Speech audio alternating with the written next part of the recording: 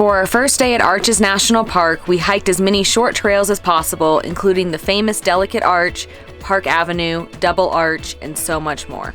And for our second and final day at Arches, we're focusing on one trail in the park, the Devil's Garden Trail, which has a total of 8 arches that we will get to explore.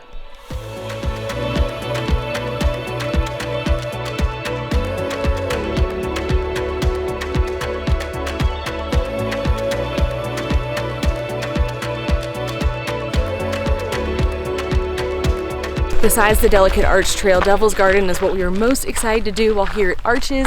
We hear it's one of the best trails in the park and is tricky, thrilling, just an overall exciting adventure. It's about 8 miles and it's a loop trail, and it's split between the main trail and then the primitive trail, which requires some rock scrambling. You can go clockwise or counterclockwise, and we read that there's pros and cons to going either way. We're gonna go clockwise to hopefully see some of the more popular arches, get a little bit of solitude, beat the crowds, and then come back the primitive way.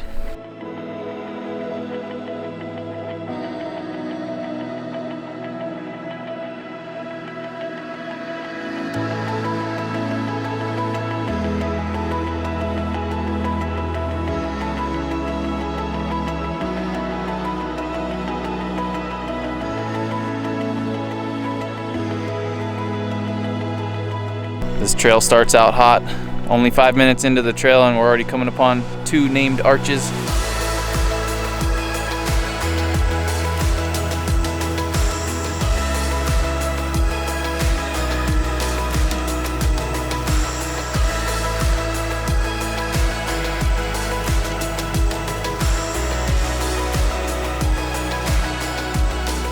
The 2 arches right at the beginning of the trail are the Tunnel Arch and Pine Tree Arch. Tunnel Arch was high up on a rock face you couldn't get to, but this one's looking like you might be able to walk up under it. I think one thing that's been a nice surprise about arches is you hear about like the Delicate Arch and the more popular arches, but then there's these ones you've never heard of, and they're ginormous and they're still very impressive.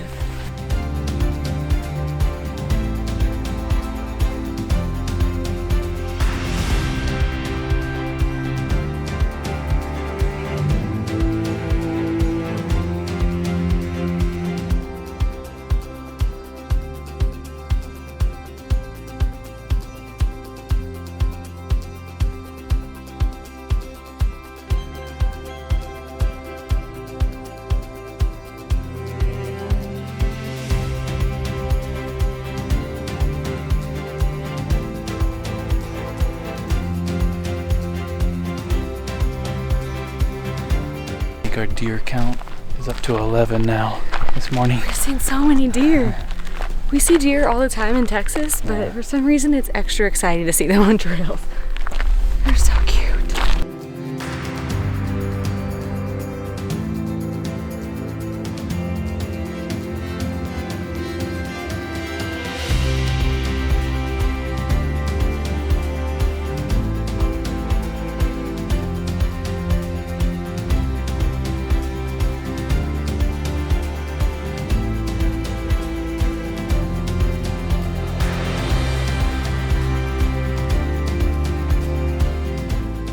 We made it to Landscape Arch, the longest arch in the world, at least in North America, that we've read. It's 306 feet long, over a football field long, and we read different reports on the width of it, between 6 feet and 11 feet at its thinnest areas. It's nuts. It looks like you could just go hi-ya and like chop it in half. And you're not able to get right up to it because in 1991, a huge 60-foot slab of rock fell off of the arch. There were people hiking here at the time, and one guy caught it on camera. He didn't catch it. He caught it on his camera. Yeah, he didn't catch it. He got a photo of it, which it's kind of a fear actually as we've been walking up underneath these because the arches take so long to form, but they can break and crumble like you just don't know when it's going to happen. So it's kind of good to think about that and keep that in perspective as you're exploring here. But admire it quickly if you're under it.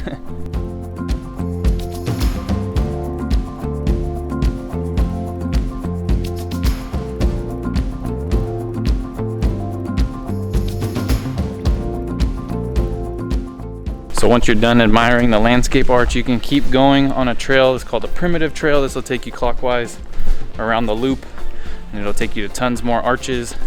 Gets a bit more rugged, and then as the name implies, more primitive.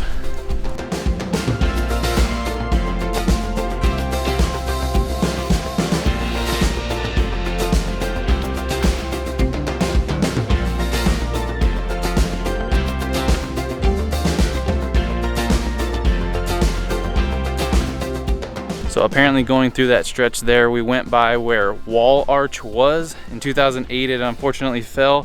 And it's a bummer because at the time, it was actually the 12th largest arch in the park.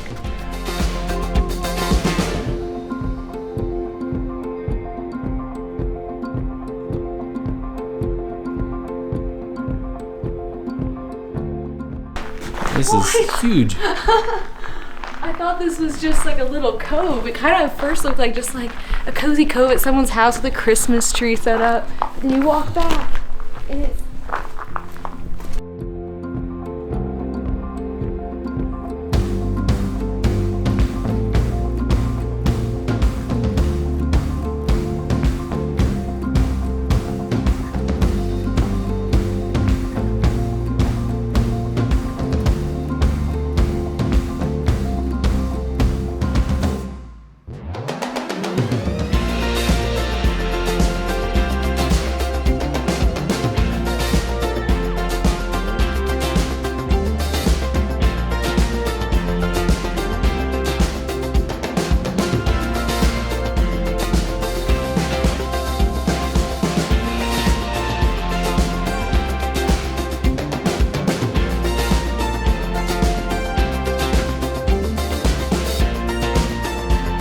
Similar to our time at Bryce Canyon, where that park's all about the hoodoos and you're basically just looking at hoodoos the whole time. Arches is very much about all of the arches. So you think you'd get hoodooed out or arched out, but so far we do not feel that way. We've seen, I think, 5 arches this morning plus a ton yesterday, and every single one is different than the last. And each one we're like, this one's so cool. Oh, new favorite. we just love them all, and it's kind of hard to get sick of them because they're just so wild.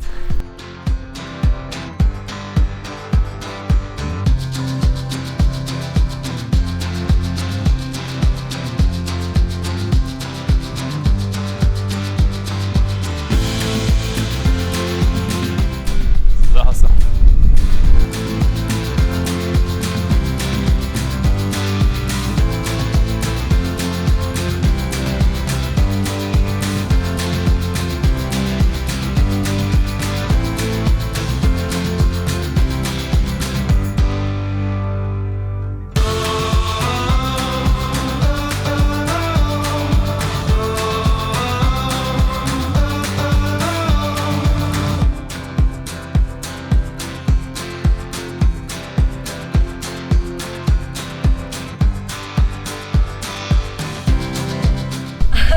Do I look like the arch?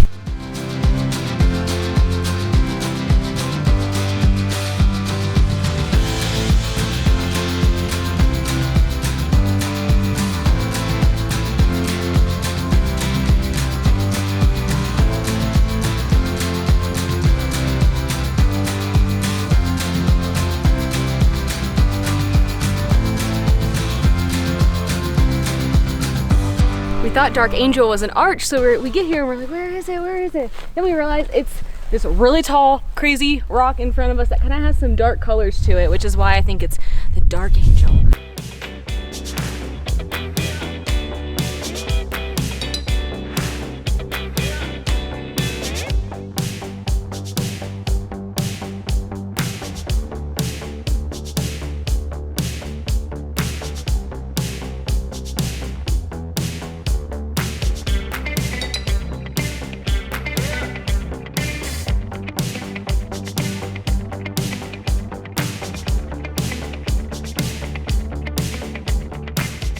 I think we're on the more primitive area now. It said primitive trail for a while, but I think this is when things actually start to get a little trickier.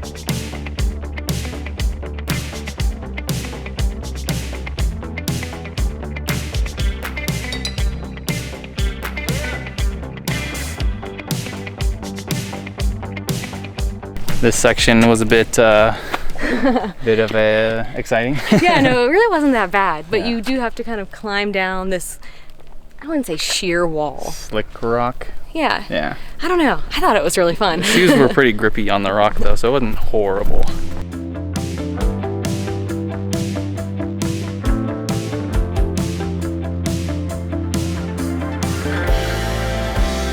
We've made it to the part that everyone has warned us about. There's this medium-sized puddle that has some logs in it that you could either go through, but it's really gross looking, or you have to scale a wall to get around it. So we might just get wet. We did just see a couple guys go across. It's doable both ways without getting wet, but I don't know. I don't know. We'll see. Haven't decided. Just go quick over to that.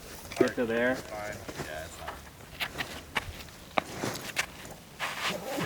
not. Go quick!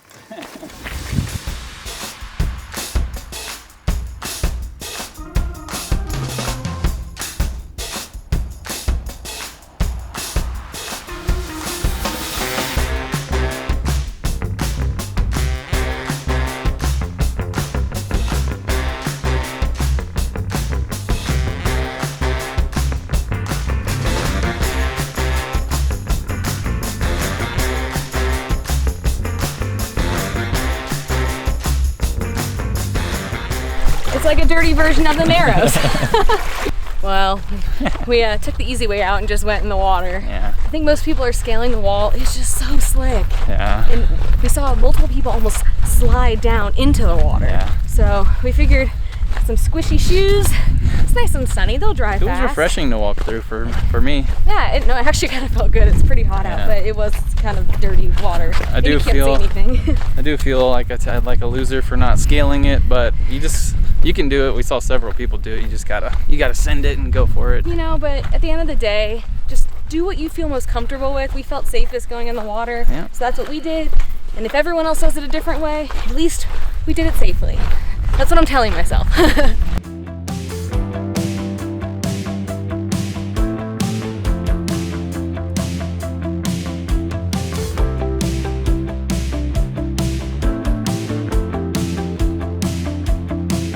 We made it back, and according to the All Trails recording, it said we did 9 miles, so a mile-ish more than we thought, and we were gone for about 5 hours, but that was a great trail. It's probably one of the best, or the best trail experience here in the park, because you're not just going to go see one thing, like the Delicate Arch or some specific arch. You're seeing stuff the entire time. Like, there was no point where we didn't have a view of something or we weren't seeing an arch. It was just gorgeous.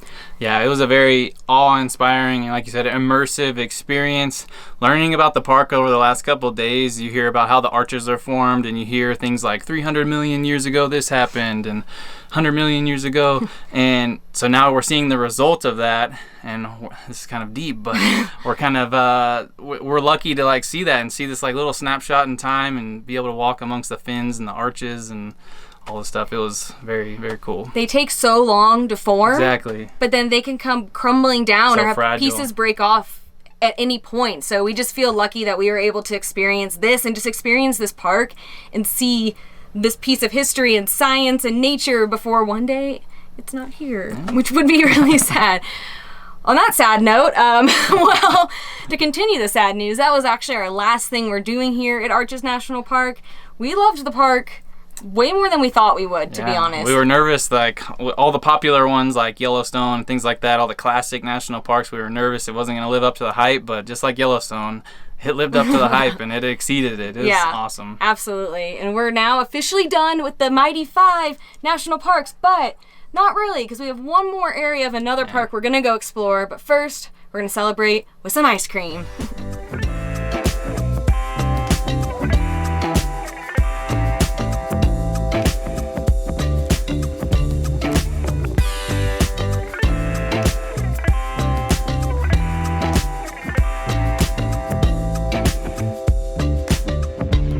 We came to a spot called Moab Garage Co., which is one of our favorite places in Moab. I think we've been every single time we've been in town. They have coffee, lunch, breakfast items, and ice cream. We both got our combinations we love. We got chocolate peanut butter and sea salt caramel nut. I feel like there's like ribbons of caramel going through there. And then you've got the nuts in there, give you a little bit of a crunch. Heck yeah. So they used to do liquid nitrogen ice cream, and so we're a little sad that they aren't doing that anymore, but this ice cream still looks really good. Oh, that is like a melted Reese's peanut butter cup. I don't know if they make their ice cream or if they get it from somewhere else, but on a warm late spring Moab day, after hiking 9 miles, this is the best thing ever. I'm so happy.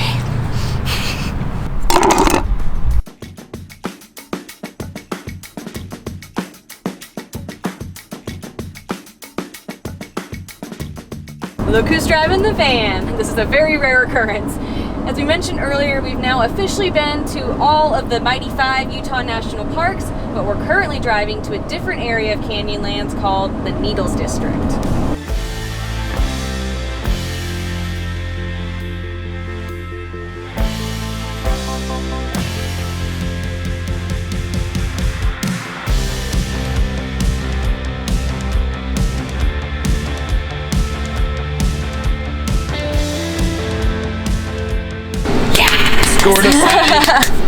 We made it about 10 minutes away from the Needles District of Canyonlands to a campground called Creek Pasture. We keep calling it Pasture Creek. It's Creek Pasture. And check out this amazing view. Yeah. It's $15 a night, and it's a first come, first served campsite, so we were kind of nervous that we weren't going to get a spot, but we got lucky and we got one of the last, I think there was 3 left, so we got one of those.